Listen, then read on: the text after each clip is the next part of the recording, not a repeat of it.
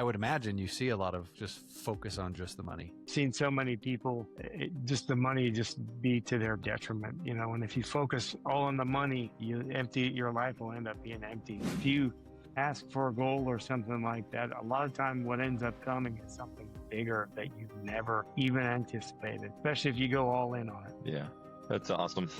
I love it. It is always only the beginning. What would you say to the 20-year-old that might be The listening, 20-year-old? or the young guy that feels like, hey, I've got to get there? I say fail faster and think and go bigger. We're working in a very unstable business. The person you're working for, their business dips, the economy dips, they get a divorce, somebody passes away, or they're just not interested anymore, the boat goes away. You can go from hero to zero all in the same day.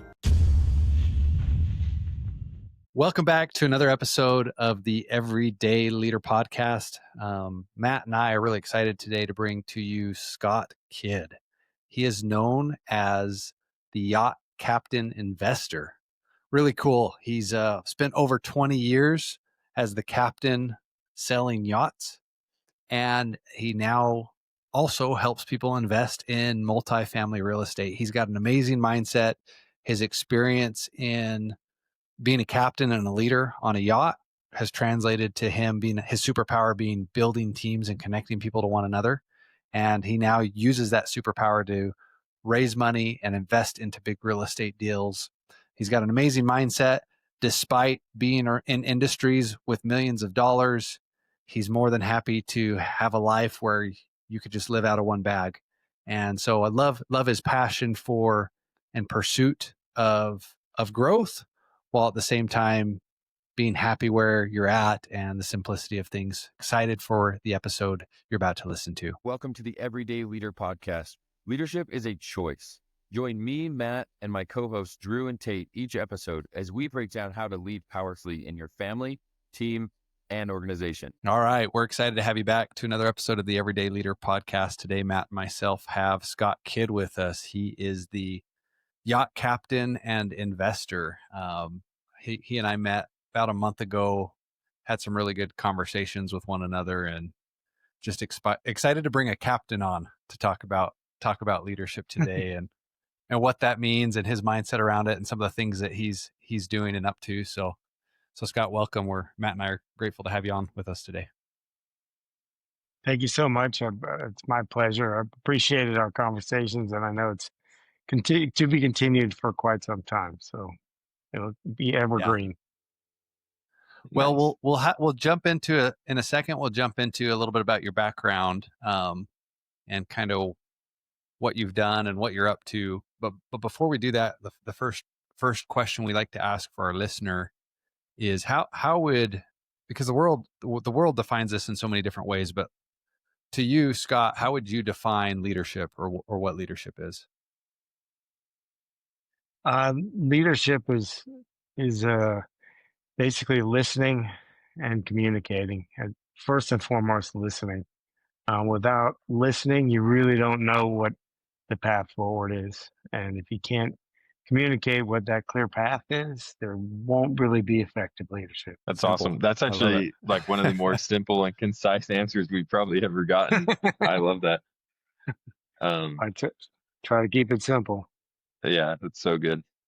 Yeah, simple scales. Complexity does not. Where does that idea come from for you, Scott? The idea of like leadership just simply being listening and communicating. Like, why is it that to you? Well, as a dad, as a captain, and being part of teams in real estate and just being in a bunch of other different businesses throughout my life, that anytime things have gone bad, it's because a lot of times I wasn't listening and wasn't communicating effectively, especially if I was in a leadership position. If things didn't go right, it was probably maybe the message I was giving them or the purpose of the team wasn't clear. So everyone was doing something differently or kind of the same, but everyone wasn't on the same page. But that requires a lot of nuances and stuff, because everybody on the team has a different vision, different take. But getting them all together and also getting them to realize that they're much bigger. They're part of a much bigger common goal. That can only happen if you listen to them and you communicate effectively, because if you don't communicate effectively, they're going to think what they're doing is correct, and it may not be. I'm so glad you brought this up. I also am not a good listener. So I'm like excited to get some more insights. What else can you? I am fascinated by the simplicity and just like directness of your thoughts here. And what can you tell us about, like, if someone is hearing this right now, like me, that's like, man, I don't know that I'm a very effective listener, or I recognize I could level up my listening. What does that look like for you, Scott? Like, what have you done when you've recognized, like, oh, I wasn't listening? Like, I love when you shared, you're like, when things have gone wrong, it's because I wasn't listening. Mhm. That is so powerful. What did you do in response, and how have you been able to improve your listening? Just make sure and be present with whoever you're with, because being present with those people requires a lot of listening. Or else, if you're not really there, you're not really being present. It's not really fair to that person. Especially if you have a team of 10, 20, 30 people, you may not be able to get to every single person, but you do need to get to all the team leaders or the heads of departments or stuff like that. So you need to really effectively just sit down with them and then ask them a few questions about what's going on, and then just truly listen, maybe even take notes if you have to, but let them know that you're actively listening, because then that will actually build that relationship even better, and they will give you better feedback when they trust you. Yeah. I'm sitting here thinking also of like, do you feel like sometimes it's not even so much um like a direct one-on-one conversation? I'm thinking that back in times when I maybe am listening to people or a Hmm. series, over time. And then like in hindsight, it's like, oh, I didn't listen to anything they said. Like I missed this big thing because I wasn't really listening to like Hmm. what the situation is telling me. Um, have you had a similar experience that sometimes you just missed the whole thing? Yeah, it happens sometimes, and there's where you really have to, focus these days in the 3-second world is a superpower. And you really have to for me, I do a lot of breath work in the morning and do like some meditation, stuff like that, prayer, you want to call it, or something like that, just depending on.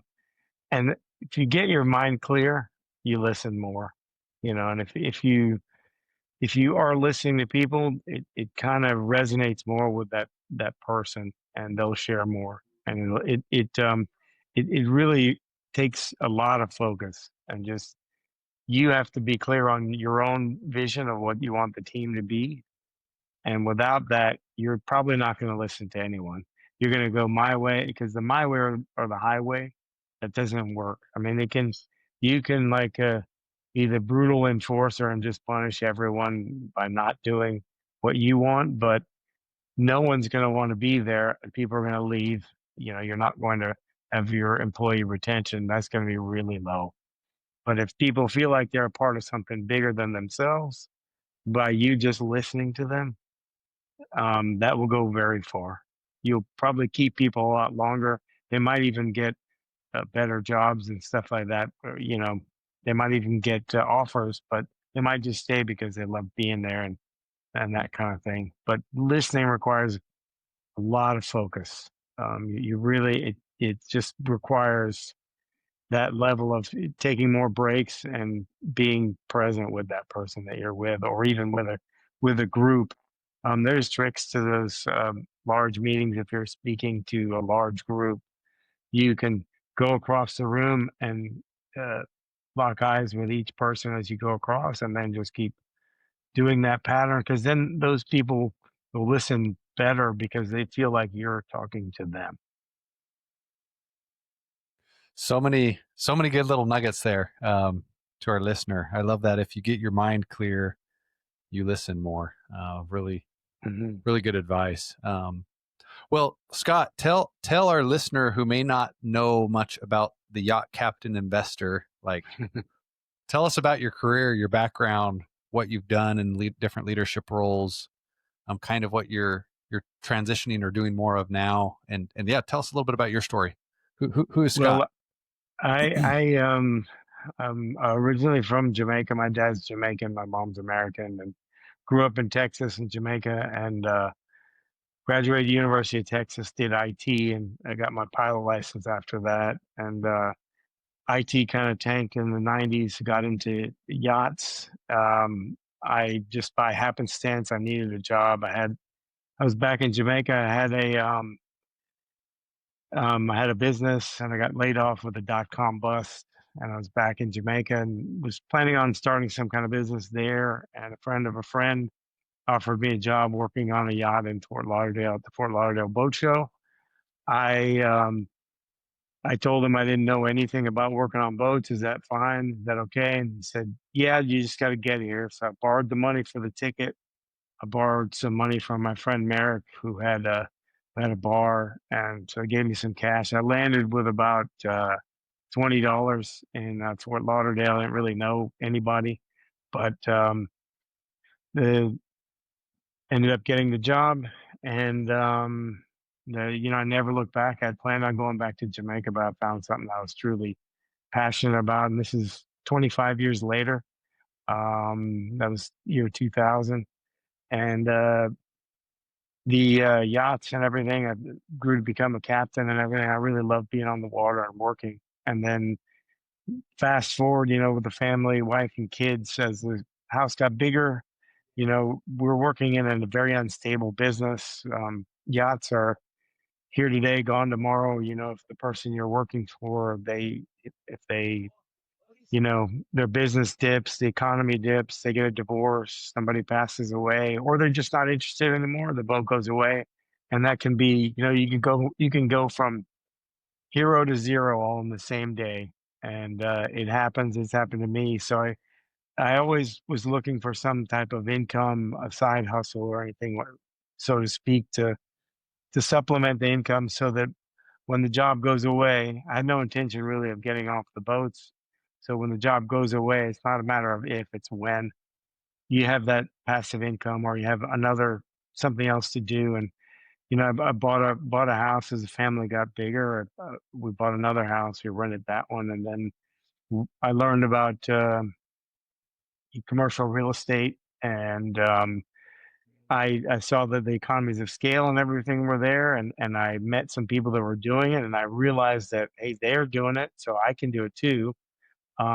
Just by seeing, I didn't know a lot of these things were possible because the first person that gave me my captain's license, he was a real estate developer and had been building houses for 50 years and told me a lot about real estate and stuff like that. But I didn't, I thought all these deals were private and you couldn't get into it and stuff like that. And, flash forward a little bit more, I got into apartments, smaller ones, in syndications, and now we're launching a fund and doing some development deals. And people were telling me I should start a podcast for a long time, and I kind of said, well, I've interviewed one person, and I said, well, I guess I'm doing this.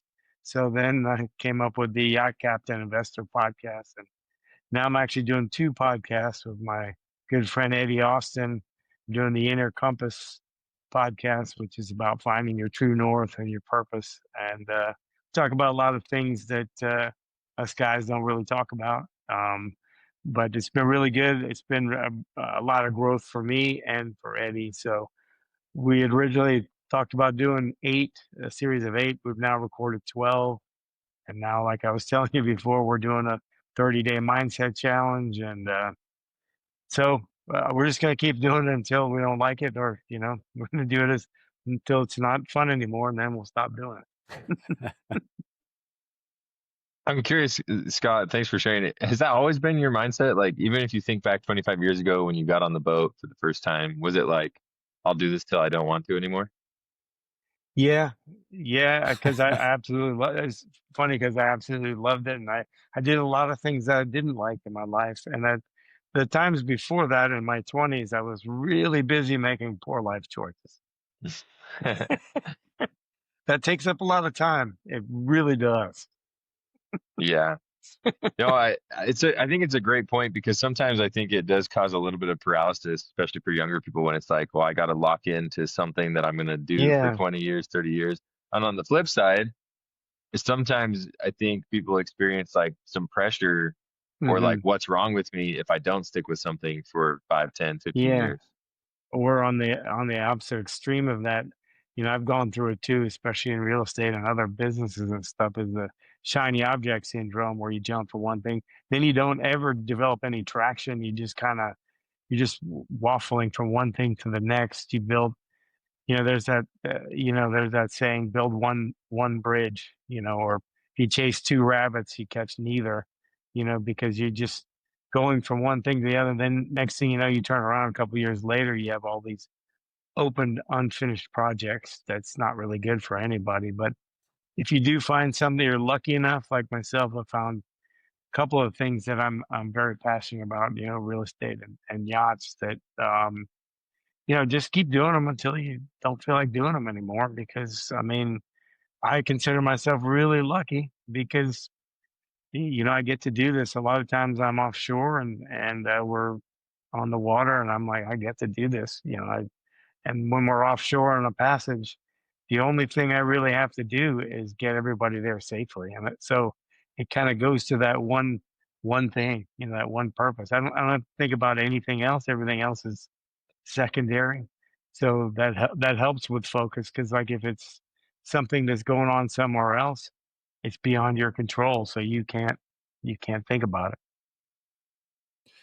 I like how you put that. You said I get to be there, Yeah. Yeah. instead of I have to be there. Yeah. Uh, Yeah. has that been a choice? Has it been a choice to enjoy it, or well, I'm just Yeah, curious and behind the word choice?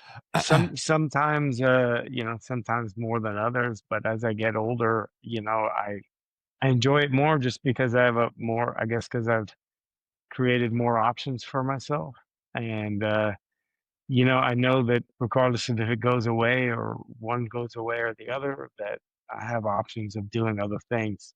And it might be something completely different than I'm doing now, but hey, a lot of times you have to step into that unknown, because a lot of times what you think are your goals, you might in 5 years you might have superseded that by 100x, just because you took that chance. And what you thought was going to be difficult, because I had thought, well, if I have one house every couple of years, or I have 10 houses, and that went by the wayside a long time ago, because I saw the other options of, and it's not, because it's such a relationship business, along with other business. Yachts especially is, because we got to live with each other. But when you get into commercial real estate, it's a team sport. So we all have to be able to get along, and everybody has to be able to be certain parts. And I've always been good at building teams and finding the right people and connecting with people. So I focus on that as my like superpower, because I'm good at that, and I love doing it. I love connecting and finding people, and just seeing where we can make people fit with other people. And I didn't realize that that was a kind of a monetizable skill by getting into these deals and creating these opportunities for myself. I want to dive into your superpower, but before we do that, how back to kind of what you said about doing what you love versus sometimes sticking with something to see it through. Like, where do you draw the line? How have you found a balance? Or hey, when is it time to move on versus hey, I want to stick with this a little longer and ride this out? Well, I've found just over the years that if something is just uber stressful and super stressful, and you're thinking about it all the time, it's probably off the path of what you're supposed to be doing.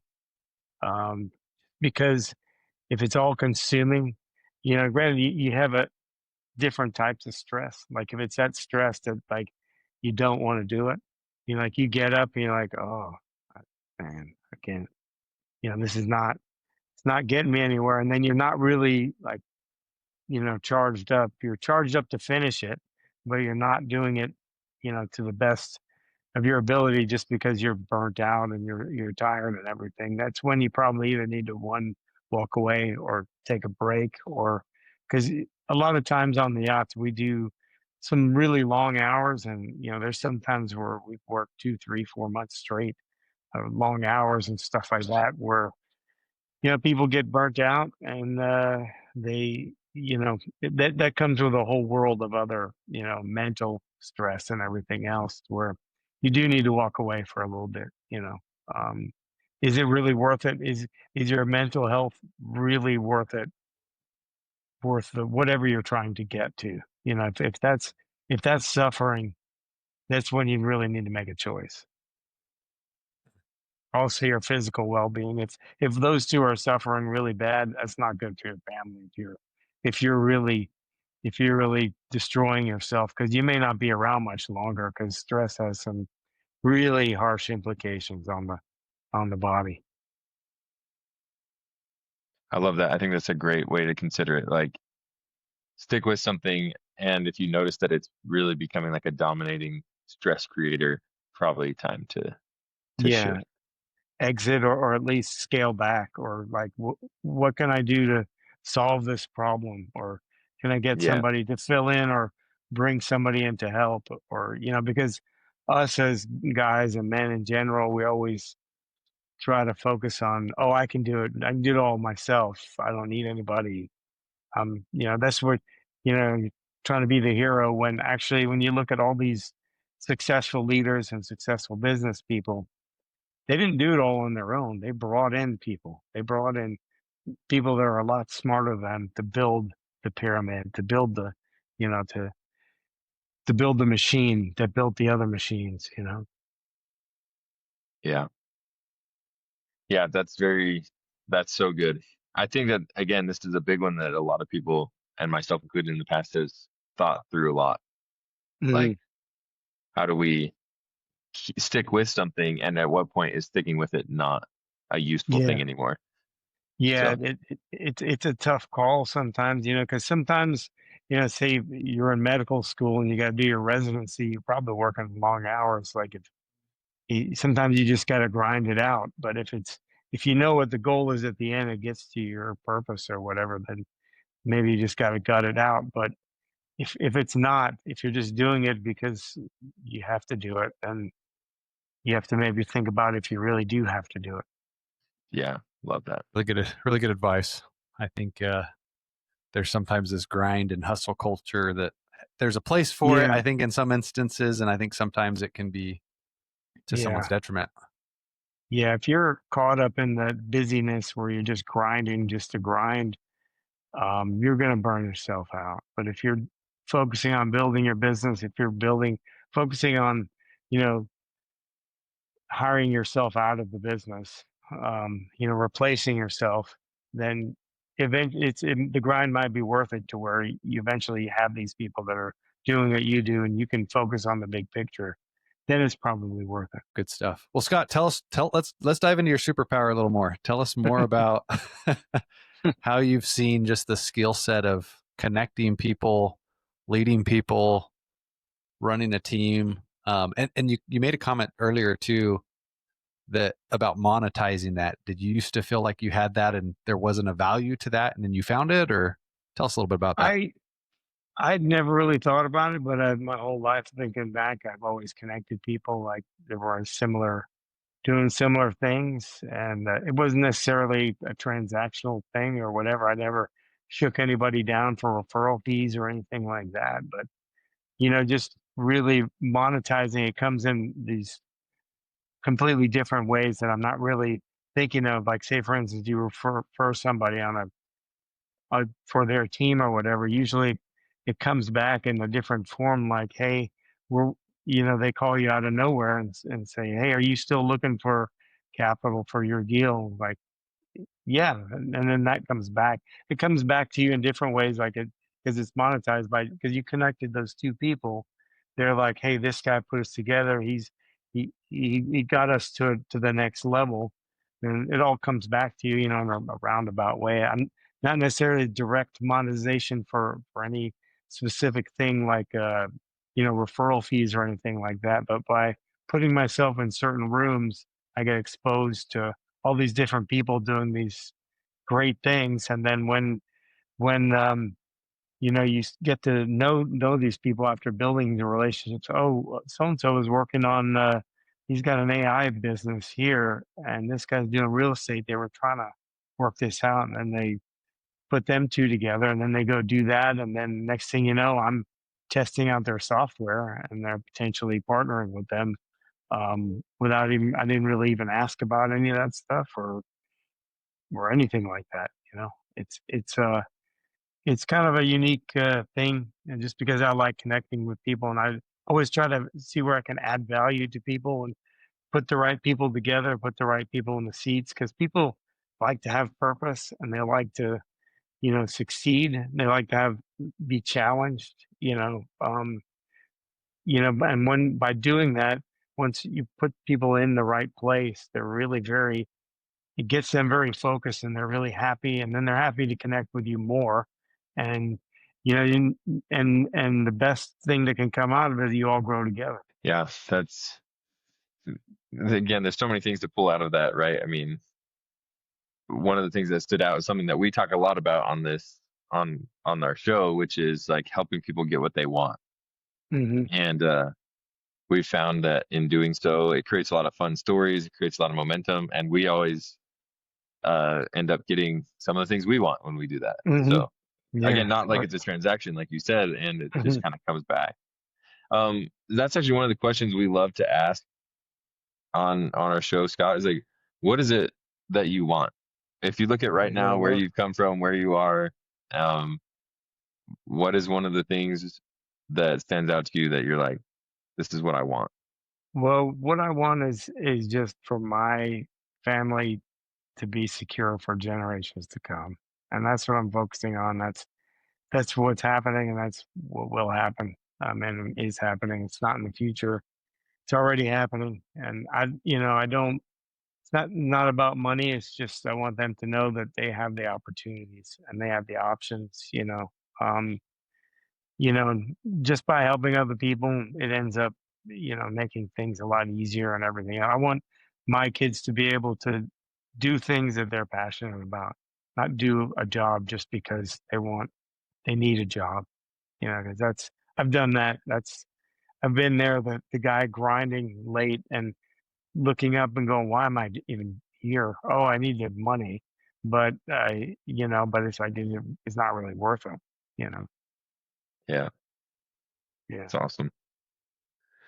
No, it's fascinating too because it's funny when you ask people what they want, especially if they haven't thought about that much. I found that the response from a lot of people starts with time and money. But Yeah. if you take that away, it's like, well, why would you want those things? And I love Mhm. what you shared about just like creating that life or creating that Yeah. environment for your kids. That's awesome.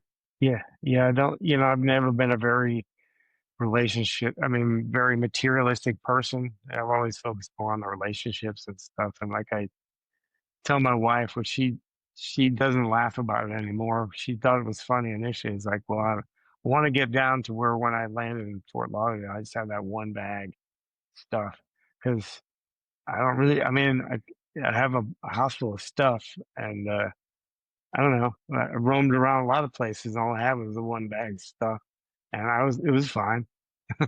Yeah. Yeah. When I go on the boat, I just have the one bag of stuff I carry on there. You know, I don't know.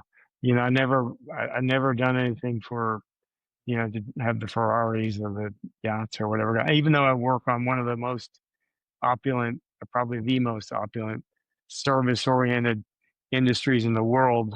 And for me, I've seen so many people, just the money just be to their detriment, and if you focus all on the money, your life will end up being empty. You won't have a full life. But if you focus on things that are real, that matter, like your family and stuff, you will have a whole life. Like a friend of mine said, and that always resonated with me was that we grew up rich, but we didn't have a lot of money. Yeah, I'm guessing in your line of business, you probably see at least on the yacht side of things, maybe even the real estate and the capital, the money raising side of things, but probably see a lot of, I would imagine you see a lot of like just focus on just the money. Yeah, From it maybe not can be. everyone, but from, Yeah, well, a lot of times, strangely, oddly enough, it's not usually the primary or the yacht owner. It's all the people around them just waiting on getting the check or getting the pieces or what have you, and it can be quite sad, because a lot of people, it's their life becomes can be, not, I won't say all of them, but can be very transactional. This person is here for this, that person is there for that, you know, this and that, and it to me it's kind of sad. It's just seems kind of empty when you see somebody that's worked most of their life and they don't have any real friends or really family. The family's also just waiting around for them pay for for their stuff. demise. Yeah, for their demise, or for them to pay for everything, or for them, and they usually just give them a go away, what we call go away money. Just give 'em, leave me alone, until that runs out, kind of thing. Yeah. But yeah, No, that is an interesting point that that you make there, right? That it's not always so much the person who's created the money that's unhappy. It's the people who haven't. And that's a great lesson for all of us to remember, that it's in the journey, the creation, like that's where the joy yeah, is, and the fulfillment, yeah, not in the obtaining or yeah. yeah. The journey is fun, and then it ends when it ends. But you want to make sure that your path is filled with riches that are not money or money, or because the true wealth comes from within. You don't need all those things, because if you live through those things, you will be empty, because they're just things. You can't take them Yeah. with you. Like, I think I watched this clip. It was Denzel Washington. He was saying, "You will never see a Hertz dragging a U-Haul." Yep. Not He taking said, anything with you. "Yeah, but he said the Egyptians tried, but they dug them up and they took everything anyway." Yeah. so Now good. they're sitting in a museum, so you can't take it with you. So, I mean, and I think you just have to just keep giving to other people, show them there's opportunities, and help. I'm not big on handouts, but I'm good on hands up. Like, if you help somebody up or teach somebody to fish, then they'll be fishing for life. It just goes to show, you just give them a handout, it really, I don't know if it's really helping. I'm granting people need a handout from time to time just to get them past something. But if you truly teach them how to earn on their own and think on their own, um, we'll always be a lot better. Yeah. Scott, That's awesome. what I think is kind of fascinating about hearing you have this conversation, one is like, when I hear yacht captain investor, like I just, and I don't know if this is intentional, I just like think of money and like glitz and Yeah, glamour. yeah, yeah, And that's like yeah, so yeah, not you. yeah. And I think it can be an and, right? Like to recognize that, hey, those possessions or the accumulation of the wealth through real estate, like that's not what brings the happiness. And those things Hmm. can be a useful tool for, creating Yeah, generational definitely. wealth and creating opportunities for your children and your children's children. And I just love that. I love that. Like, I love hearing you talk about this way, knowing it's like that you're around those things, and and for those that don't, for our listener who's not familiar with like multifamily real estate, that often involves getting investors to pool large sums of money together to take Yes. down big apartment complexes and buildings. So yeah, it's just fascinating to hear all of this and like kind of hear the and in it, that it's like, hey, this isn't what brings happiness, and they're important tools and resources. Yeah. It's quite a unique business, the yachts and stuff, and it is very opulent, and it can be one of the best things you've ever done, like anything else, and it can bring a lot of take you to a lot of places that, you might never thought of, like myself, like I thought I would only be doing it for initially before I arrived there. I thought I'd do it for a little bit and go back and start a business in Jamaica, but I never looked back just because you never know where the path is going to take you, especially if you're on it and you love it. And it's brought me to meet you guys and meet more people like yourselves that are very like-minded people that are doing positive things and just being open and talking about and sharing their stories, which I know that helped me immensely, like seeing other people doing things, like leading by example or being a great example. Like the first, how I got into the apartments was, yeah, initially it was a friend of mine, Vu. We were on the beach in Fort Lauderdale, and he was telling me about him. He bought and sold this 46 unit with his brother, and he had made in the seven figures. And I said, "You can do that?" And he said, "Yeah, you can do it. I did it. Anybody can do it." And oh, well, okay. So, and it's one of those things, you don't know what you don't know. So you have to take the chance. You have to take the risk. You have to step out of your comfort zone and try new things, or else you're not going to grow. But if you're happy where you are, that's fine too, but you don't have to be growing all the time and doing everything. But for me, at my age, I'm looking at, I, and I say this with my friend Eddie Austin, we say it all the time. I'm just getting started. This is only beginning. Every day I get up, I say that, and I truly believe it, and I'm living it because every day I learn something new, and it just keeps getting bigger and better. Like if you ask for a goal or something like that, a lot of time what ends up coming is something bigger that you've never even anticipated, especially if you go all in on it. Yeah, that's awesome. I love it. It is always only the beginning. That is so good. Yeah, yeah, Yeah. definitely is. What would you say to the 20-year-old that might be The listening, 20-year-old, or the young guy that feels like, hey, I've got to get there. I've got to get there. Um, the younger me, I'd definitely say fail faster and think and go bigger. I Yeah. mean, because if a lot of times I thought too small or went too small because there's when I had Dr. Benjamin Hardy on my podcast, he said something that resonated with me. It's like, don't think small because you just might make it. Yeah, you just might get it. That's awesome. Yeah, that was like, man, I'm keeping that one. that's so good. That's great. Definitely. Yeah. Awesome. Well, thanks, Scott. This has been so good. Really appreciate the insights that you've shared today. Well, thank you guys for having me on. I really appreciate a great conversation. It'll be to be continued, I'm sure.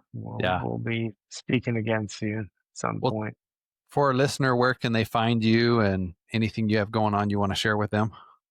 It's pretty easy. If you want to find out what we're doing, we got a lot of development deals we're working on: Dallas, Kansas City, St. Louis. Um, investwithscottkid.com. All my social media stuff is on there, podcasts, all my contact information. You can find me there. And really appreciate you guys. It's a lot of fun. Yeah. Well, we'll make sure that's in the show notes. And we've got one last question for you, Scott, before we wrap up. Okay. Our favorite question to ask our guests Okay. is, how do you want to be remembered? How do I want to be remembered? Well, I want to be remembered because we just did this on our podcast there. How do I want to be remembered? He lived, he loved, and he laughed. So That's awesome. simple. Started with Yeah. simplicity and ended with simplicity. I love it. Cool. Perfect. Thank Well, you hey, guys. Scott, thank you for joining us today. And to our listener, today's the day. Thanks for joining us on the Everyday Leader podcast. If you're ready to take your leadership journey even further, subscribe to our weekly newsletter for more insights and practical tips. And don't forget to connect with us on Instagram to stay a part of our growing community. Just follow the links in the show notes. If this episode impacted you, please help us spread the word and share the link with a friend from wherever you're listening.